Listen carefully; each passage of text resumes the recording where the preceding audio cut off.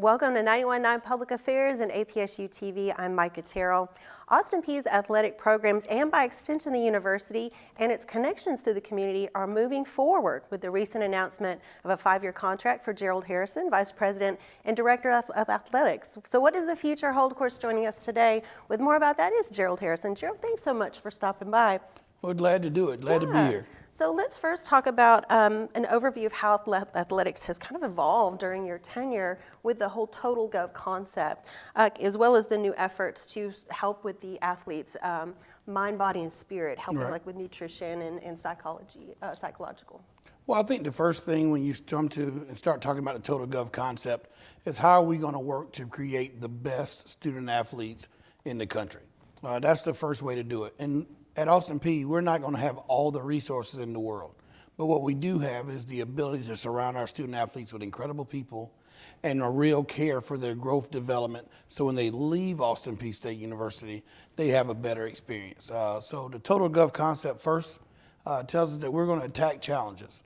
No matter what we do, whatever the competition may be, whether that challenge is in a math class or whether that challenge is something with weight loss, mental health, or playing one of our rivals, we're going to attack that challenge full speed ahead. We understand within the Total Gov concept that winning is important, and we want to win in every aspect. So when it comes to their academic success, when we're competing in the classroom, we have a strong goal for our student athletes. Right now we're boasting a 3.3 GPA for all of our student athletes. That's a part of winning in the classroom. 15 of our 16 teams had a 3.0 or higher. That's a victory, and we celebrate that no different than we would celebrate the football team winning the championship like they did this past year. Part of it comes into their well-being, mental health, behavioral health, the sports performance, all those kind of things. We want to make sure that they're great people and that they have an understanding and know that they're supported in all of these aspects, and we attack the day there. And so in the last 5 years, we created 2 mental health positions that we never had. We have a full-time sports nutritionist, which we've never had. We've expanded the number of people in our training room and in our weight room that all surround our student athletes. And then we want them to be winners in the community. We expect all of our student athletes to serve 25 hours of community service a year or more. We don't limit there. And they've done great things. Like if you look at what our student athletes did during the recent tornado disaster, they took that challenge right away. They attacked that and jumped into it. And then lastly, we want to win in competition. Everything is better when you win. I tell them all the time, I say your food tastes better, your car drives faster, your significant other looks better. Everything is better when you win. And then at the end of the day, it does something for your soul when you're successful. And then you spread that level of success, that desire to be successful to your teammates, your classmates, your friends, your family, and it just creates a great spirit. And I think a positive spirit is what we need today in our society.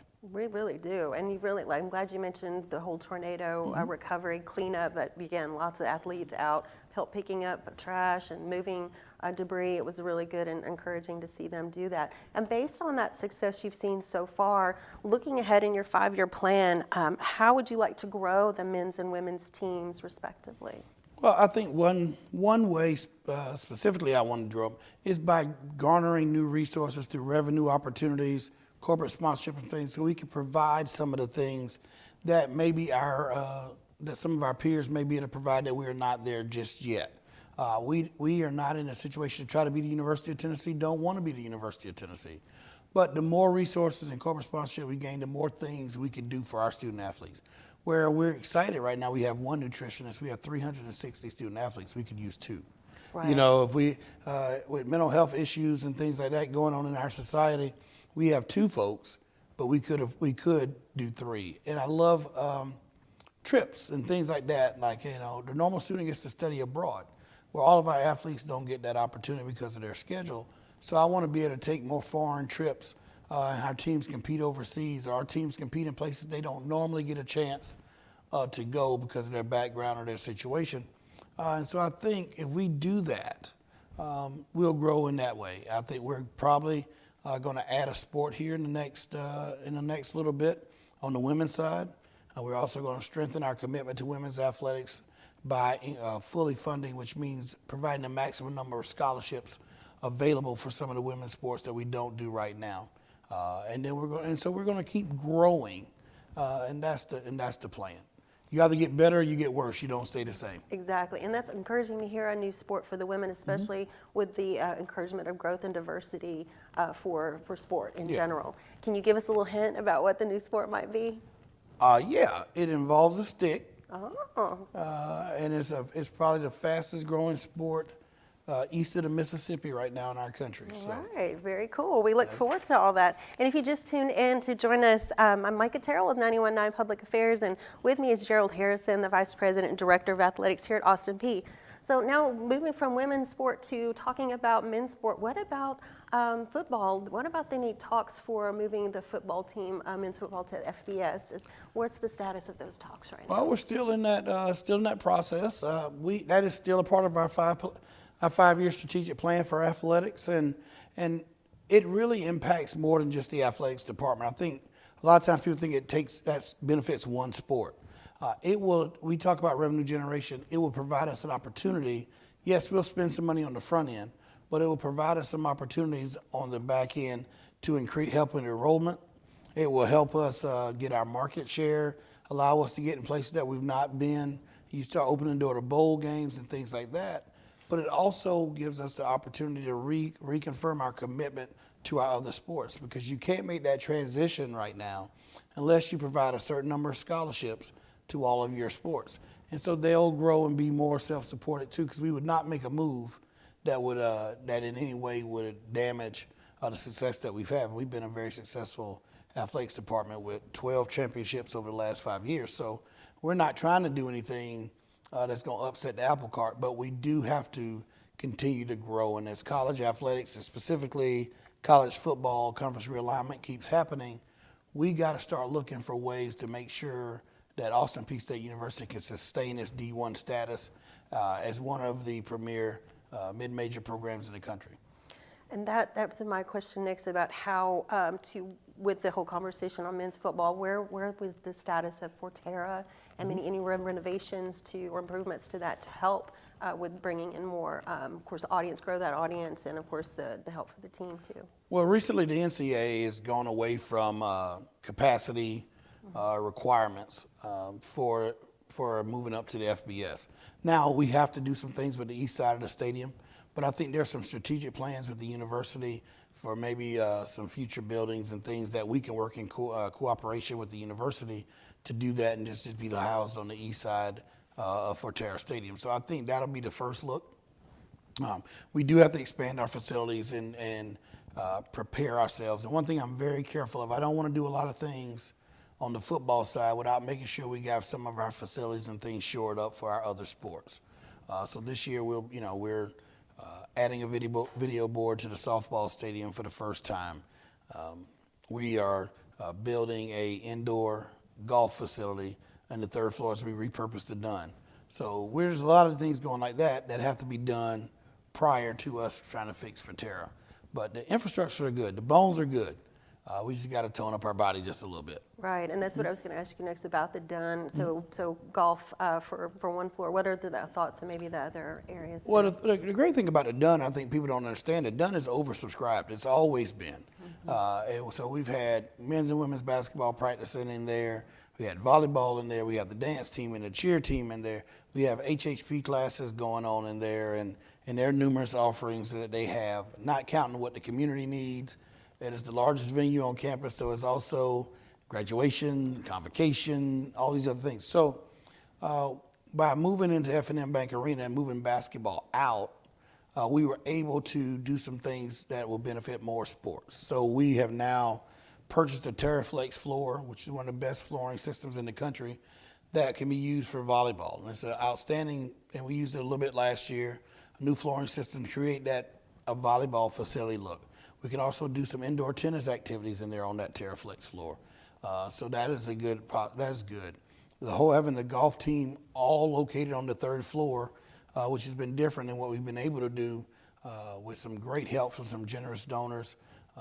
So we'll have the GPS systems and the putting greens and all that stuff located right outside of their offices in the third floor. So That's beneficial for them. When we add that extra sport, they'll be housed there because all of our sports, with the exception of baseball, softball, football, are housed in the Dunn Center.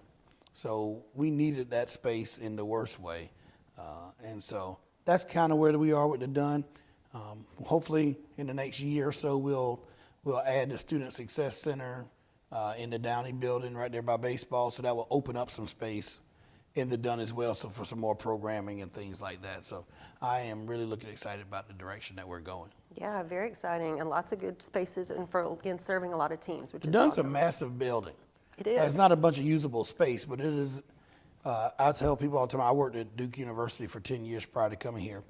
Historic Cameron Indoor Stadium would fit inside the Dunn Center. Wow. And people don't believe that, but space-wise, it's such a massive four-corner building. We're getting our use out of it. Yeah, now switching gears a little bit, let's talk about the ASUN. How do you feel? How are you feeling about that move to the ASUN conference? What are your thoughts? Has it been mostly positive, or? Yeah, mostly positive. I think it did what Dr. Licari and I thought it would do. One thing we looked at, the Ohio Valley Conference, where we were proud members for 70 plus years, when realignment came along, they made a decision to grow northward into the Midwest, and we didn't feel that was the best situation for Austin Peay. The population center is not up there. And so adding Western Illinois and Southern Indiana, those are fine schools, but that doesn't benefit our enrollment, that doesn't benefit our brand.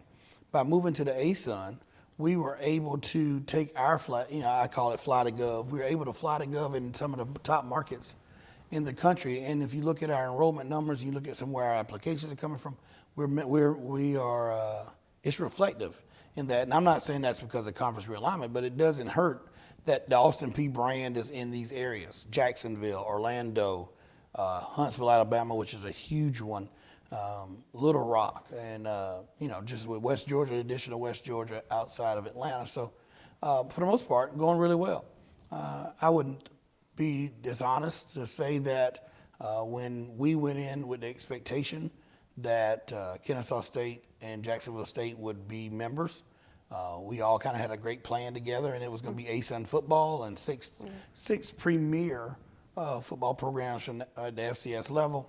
And they got the call, and they moved on to Conference USA, and that's a great move for them, and I applaud them on that. But that took us down to 4 members, football playing members in the ASUN, which forced us to have to partner with the WAC, and that's where you get the United Athletic Conference, and that was not in our plans. Right now we take 2 flights. First season, we took 2 flights. We went to Utah, Southern Utah. Now it was a great experience. Our kids were very rare, few of them would have ever got a chance to go to Southern Utah. We went to Vegas and did all that stuff. But that wasn't a plan for that. And there wasn't a plan to go to Texas and play Stephen F. Austin. So having those teams out west, while they're great partners, that was not our idea. So the positives outweigh the negatives. But in a perfect situation, we'd have loved for ASUN football not to have to take a little bit of a hiatus. The good thing is we're 1 team away from getting back to 6 with the addition of West Georgia. And so if the new commissioner, Commissioner Bacon, can find that football playing member, then we can go back to, playing more regional football. Yeah, and are you keeping conversations with the commissioner? And I guess my question is a bigger question. How are you keeping the APSU brand in the conversation for realignment if that opportunity arises? Well, there's a lot of back channeling a lot of times. And I think for me, I'm a big action person.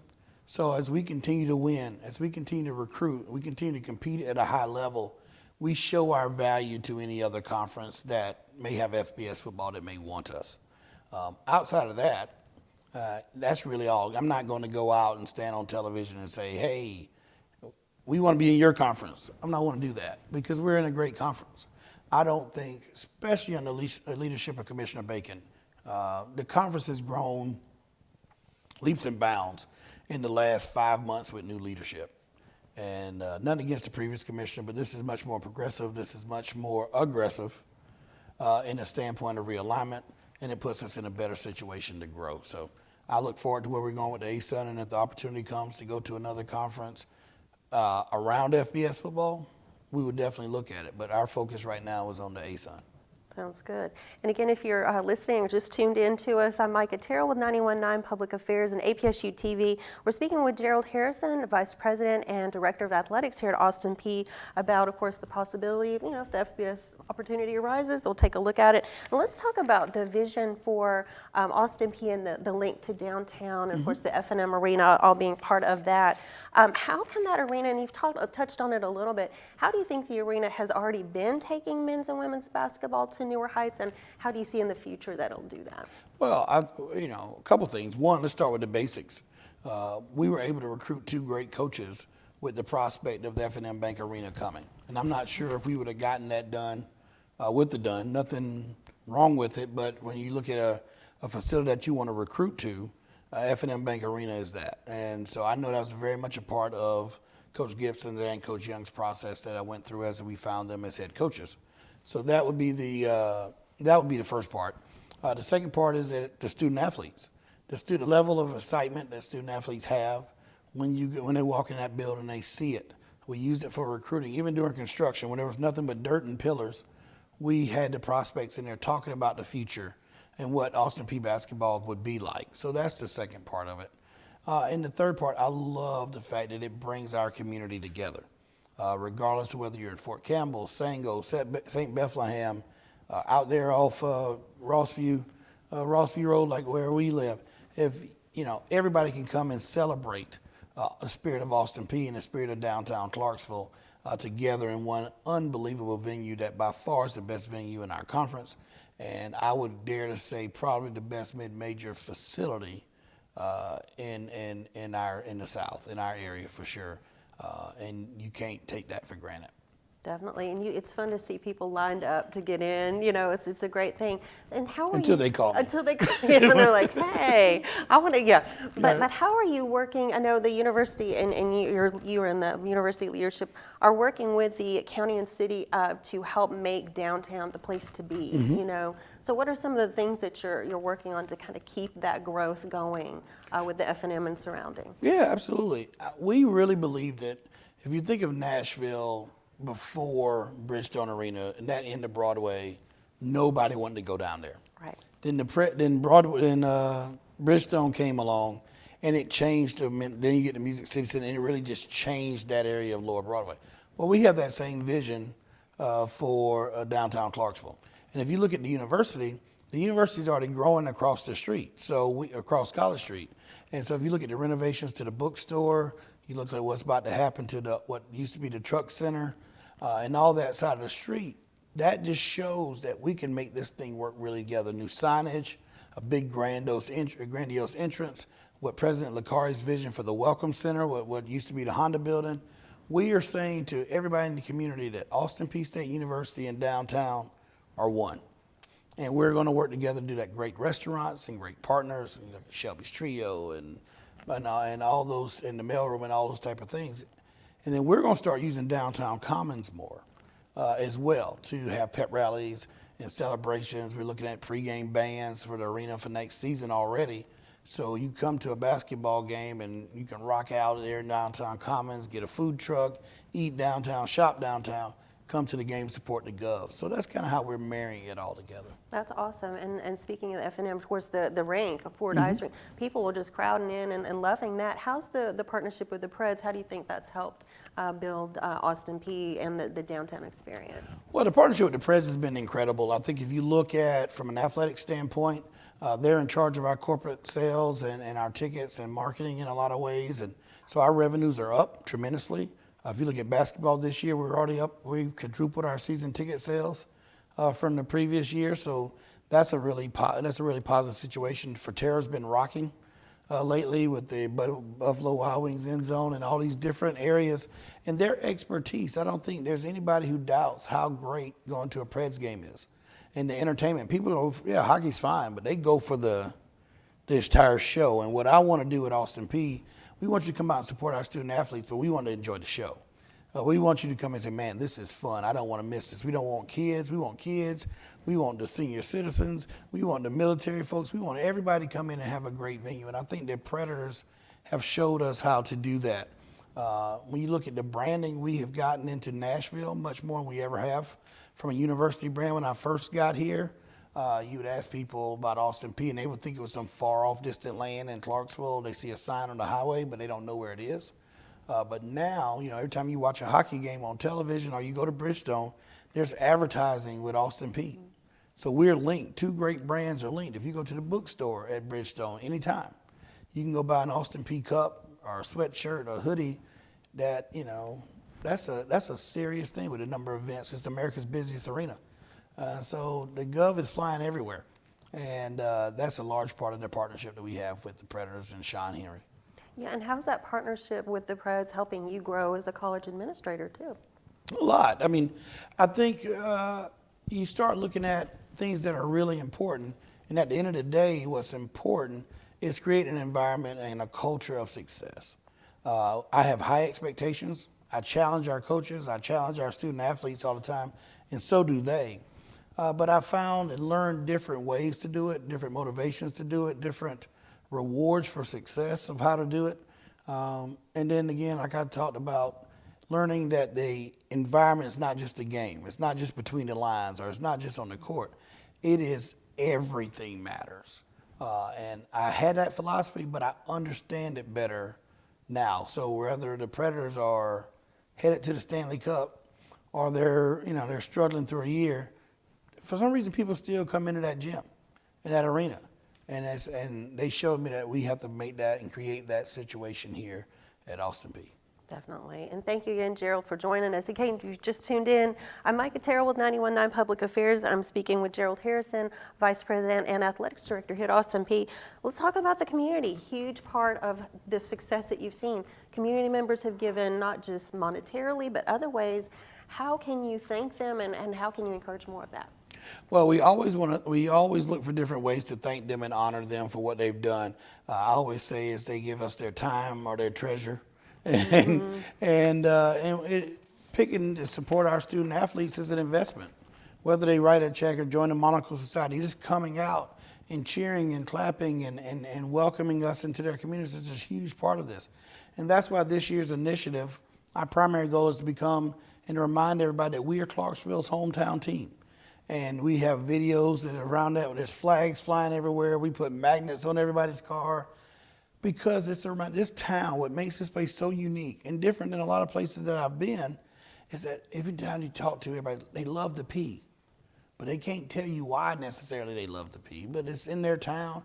It represents their town of Clarksville. And what we want to do is remind them. You love the Peay because we're a part of your community. No different than any of our, like Trained for Years or Hankook Tires or Fort Campbell. Austin Peay's there. And Austin Peay Athletics will be there for your entertainment value.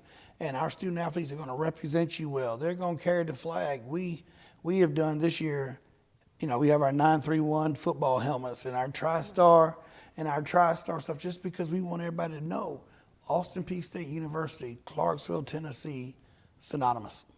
The growth of our town is very similar to the growth of our university, right? Our enrollment is up 7%.